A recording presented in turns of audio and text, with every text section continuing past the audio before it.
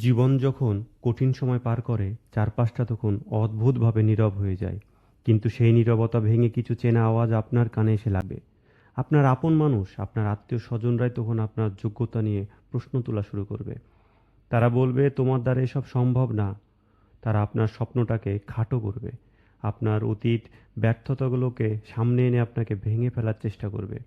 খারাপ সময়ে মানুষের এই কটু কথাগুলো বিষের মতো মনে হবে, বুক ফেটে কান্না আসতে পারে। মনে হতে পারে, সত্যিই তো আমি অপদার্থ। কিন্তু মনে রাখবেন, ঠিক এই জায়গাটাতেই আপনাকে শক্ত হতে হবে।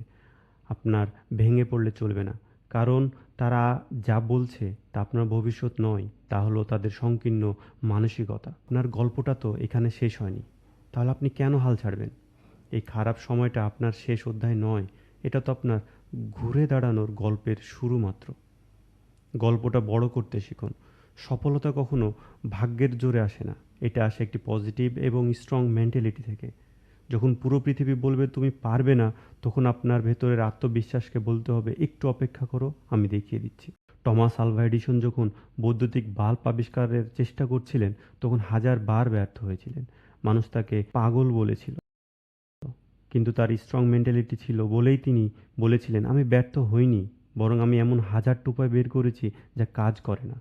এই পজিটিভ মাইন্ডসেটই তাকে পৃথিবীর ইতিহাসে অন্যতম সেরা বিজ্ঞানী বানিয়েছিল। মনে রাখবেন, যারা আজ আপনার যোগ্যতা নিয়ে কথা বলছে, আপনার সফলতা দেখার পর তারাই সবার আগে এসে বলবে, আমি তো আগেই জানতাম তুমি একদিন অনেক বড় কিছু করবে। মানুষের মুখ আপনি বন্ধ করতে পারবেন না, কিন্তু নিজের ভাগ্য আপনি বদলাতে পারবেন। তাই আজ যারা আপনাকে অবহেলা করছে, তাদের কথার উত্তর মুখে দিতে যাবেন না। নীরব থেকে নিজের কাজটা করে যান। আপনার মেন্টালিটি এতটাই স্ট্রং রাখুন যেন কোনো আঘাত আপনাকে দমাতে না পারে। মনে রাখবেন, গল্পটা যখন আপনার, তখন শেষটা রাজকীয় করার দায়িত্ব আপনার।